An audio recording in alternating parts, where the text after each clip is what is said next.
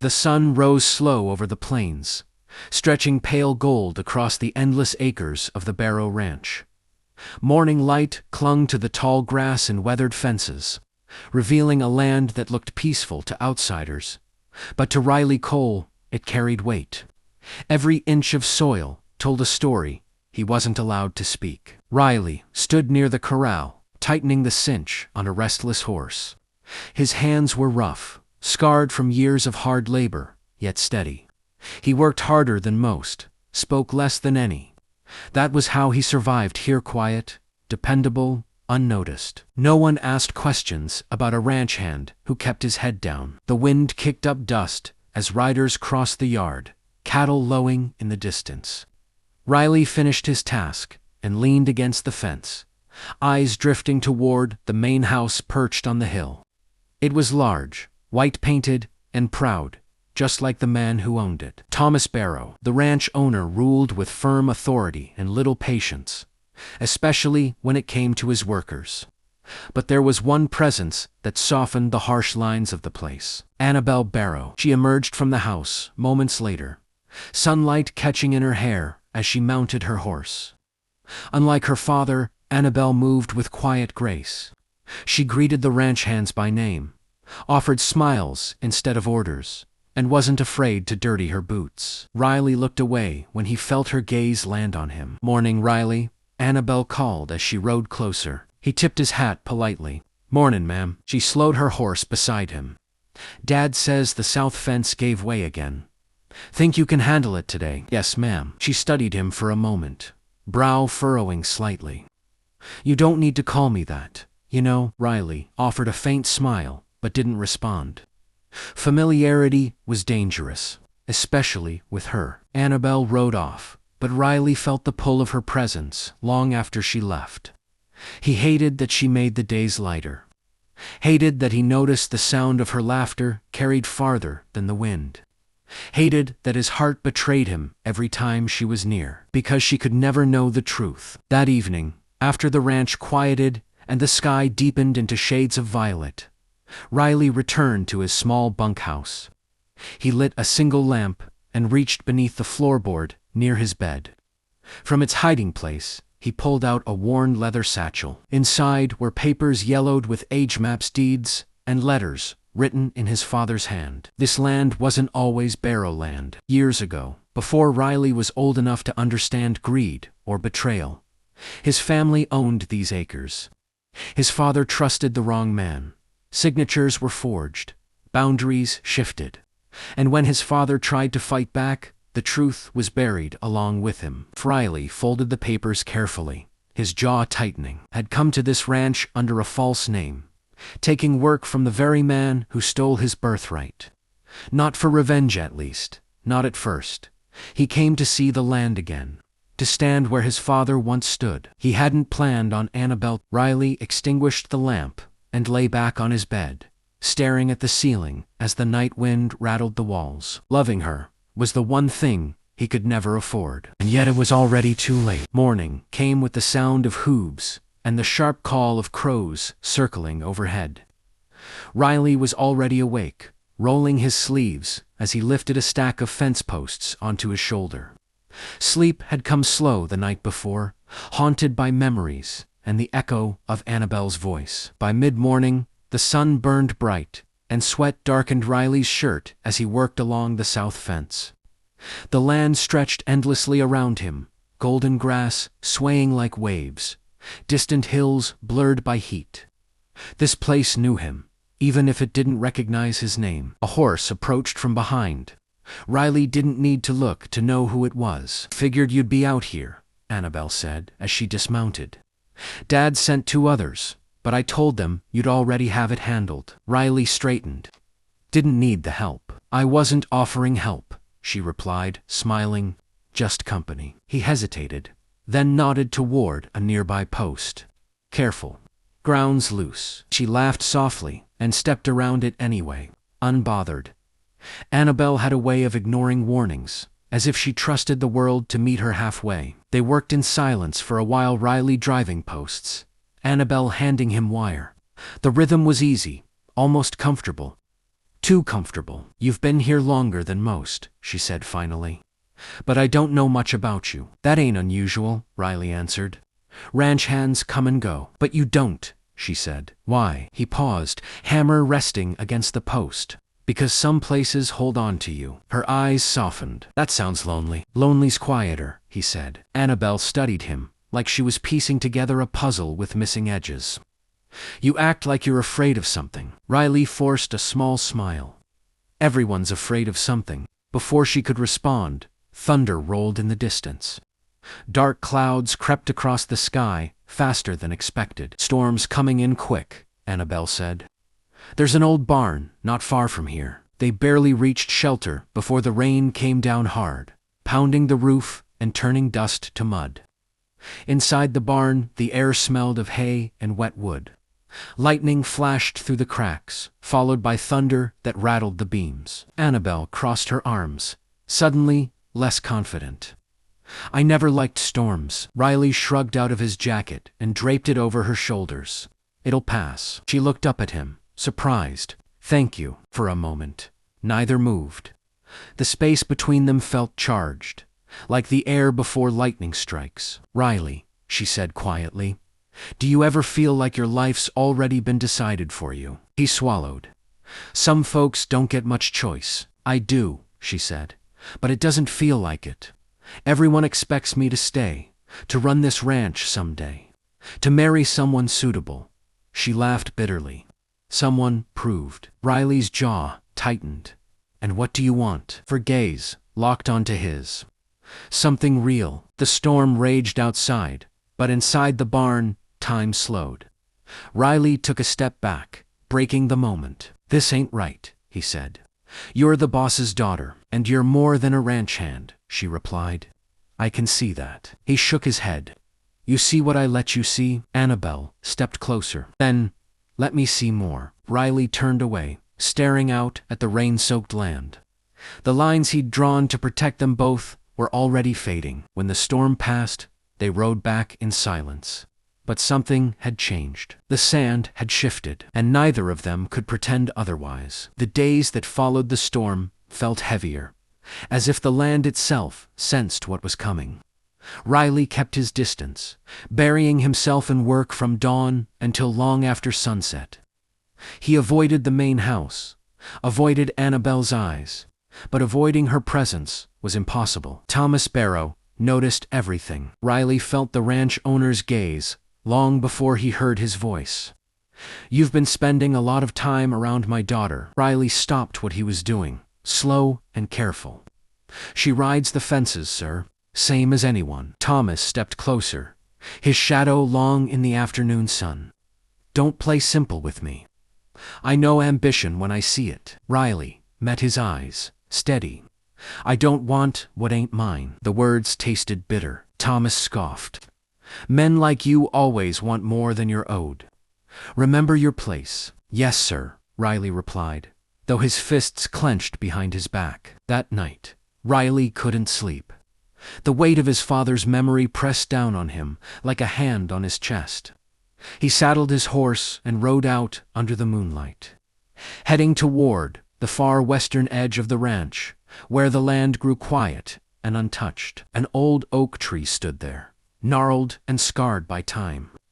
Riley dismounted and ran his fingers over the initials carved into the bark decades ago. RC plus MC. His parents. This was ours, he whispered. Hooves sounded behind him. Annabelle dismounted, her expression troubled. I saw you ride out. You looked angry. Riley exhaled slowly. This place holds ghosts. She stepped closer, following his gaze to the tree. You look at this land like it belongs to you. He laughed softly, because once it did. The truth rose in him like a breaking wave. He'd sworn never to tell Herbert's secrets, wrought when kept too long. My father owned this land, Riley said, all of it. Until your father took it. Annabelle froze. That's not possible. Riley reached into his coat and handed her the folded papers. Deeds, maps, letters. She read in silence, hands trembling. My father wouldn't. Her voice cracked. She looked up. He wouldn't steal. If he did, Riley said gently. and it killed my family." Tears filled her eyes. "Why didn't you tell anyone?" "Because truth don't always survive men with power," he replied. "And because I didn't come here for revenge." "Then why?" she asked. Riley met her gaze. "I came home." Annabelle's voice dropped to a whisper. "You should hate me." "I tried," he admitted. "But I don't." Silence stretched between them, thick with everything unsaid. "My father deserves to know," she said finally. Riley shook his head. "Not like this. Not yet." She wiped her tears. "What does this make us?" Riley looked away. A mistake. Her hand found his. Or a choice. For a moment he let himself feel it, the warmth, the hope, the impossible future. Then he pulled away. "This land was stolen," he said, "and it's gonna be taken back. When that happens, everything changes." Annabelle nodded slowly. "Then we face it together." But Riley knew better. Blood always demanded a price, and soon the land would ask to be paid. The reckoning came sooner than Riley expected. It began with whispers, neighbors talking, old names resurfacing, documents quietly passed from hand to hand. Riley had taken his father's papers to the county registrar under cover of another town's name, careful not to draw attention. But truth, once uncovered, had a way of spreading like wildfire across dry plains. Thomas Barrow felt it before he saw it. He confronted Riley in the yard just after sunrise, the dew still clinging to the grass. His face was tight with fury, his jaw set hard beneath a gray-streaked beard. "You think I don't know what you're doing?" Thomas demanded. Riley straightened, heart steady despite the storm brewing. "I know exactly what I'm doing, sir." Thomas reached inside his coat knot for a gun, but for folded papers he slammed into Riley's chest. "You've been digging into things best left buried." Riley didn't flinch. Some things deserve daylight. The sound of boots behind them turned Riley's blood cold. Annabelle stepped between them, eyes wide. "Father, stop." Thomas rounded on her. "Get back inside." "No," she said firmly. "I know everything." The word everything landed heavy. Thomas stared at her, then laughed bitterly. "That boy's been filling your head with lies." "They're not lies," Annabelle said. "I've seen the deeds." Silence followed, thick, unforgiving. Thomas's expression hardened. "That land was mine the moment I took it." Riley stepped forward. "You forged names. You erased a family." Thomas's hand went to his gun. So did Riley's. The yard froze. Ranch hands stopped working. Horses shifted nervously. The land itself seemed to hold its breath. Annabelle moved again, placing herself between the barrels. "If either of you pulls that trigger, you'll lose more than land." Sirens sounded in the distance. Lawmen rode in, fast dust flying behind them. The evidence spoke louder than any gunshot. By midday, Thomas Barrow was taken away in cuffs, shouting protests that echoed across the hills. Annabelle stood motionless, tears streaking her face. "I never wanted this," she whispered. Riley removed his hat. "Neither did I." That night, the ranch was quiet, in a way it had never been before. No authority, no certainty. Annabelle packed a small bag, unsure if she belonged here anymore. Riley found her on the porch, staring out at the dark fields. "I'll leave," he said. "You don't need to carry my burden." She turned to him, eyes fierce despite the tears. "This was never just your burden." He hesitated. "Once the courts settle it, this ranch becomes mine." She nodded. "Then let me choose where I stand." They stood together in silence, the future uncertain but no longer hidden. The land had spoken, and nothing would ever be the same. Spring arrived quietly, as if unsure it was welcome after everything the land had witnessed. New grass pushed through the soil, green and stubborn, refusing to be held down by the past. The Barrow Ranch no longer bore that name. Legal papers were signed, records corrected, and a truth buried for decades finally set right. It was the Cole Ranch. Now Riley stood at the edge of the field at dawn, watching the sun climb over the horizon. For the first time, he wasn't standing there as a hired hand or a man hiding behind another name. He was standing on his inheritance, not through violence or revenge, but through patience and truth. Yet victory felt quieter than he'd imagined. The land was his, but peace did not come easily. Annabelle had stayed through the hearings, through the whispers in town, through the stares that followed her wherever she went. Some saw her as the daughter of a thief. Others saw her as a woman who chose honesty over blood. Riley saw her as the bravest person he had ever known. They worked side by side now, rebuilding fences that had once divided more than cattle. Annabelle learned the rhythms of ranch life, not as an owner's daughter, but as a partner. Her hands blistered, her boots wore thin, yet she never complained. One evening, as the sky burned orange and purple, Annabelle sat on the porch steps, watching Riley mend a gate. "You don't have to fix everything at once," she called. Riley smiled faintly. "Land remembers neglect." She joined him, handing over nails. "So do people." He paused, meeting her gaze. "You could have left, started over somewhere else." "I did start over," she said softly. "Here." Riley exhaled, the weight he'd carried for years finally loosening its grip. "I was afraid you'd resent me for what your father did." Annabelle shook her head. "I don't carry his sins, just my own choices." They finished the gate, together, and walked out into the field, where the wind moved gently through the grass.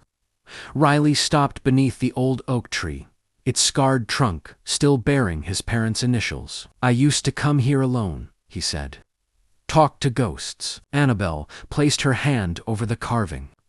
"You're not alone anymore." The truth of it settled deep in his chest. Later that night, they sat by a small fire, stars scattered like promises across the sky. Riley told her stories of his childhood, his father's laughter, his mother's kindness, of a home stolen but never forgotten. Annabelle listened, her head resting against his shoulder. "This land doesn't just belong to us," she said. "It belongs to the stories we choose to build on it." Riley nodded. "Then, let's build better ones." As the fire burned low, the future no longer felt like something to fear. The land had been wounded, but it was healing, and so were they. The past would always be part of them, but it no longer owned them. Together, they stood at the edge of the ranch, watching the horizon glow with a new beginning. The land remembered, but this time it remembered truth, love, and redemption. Don't forget to like, comment, and subscribe for more Western Story.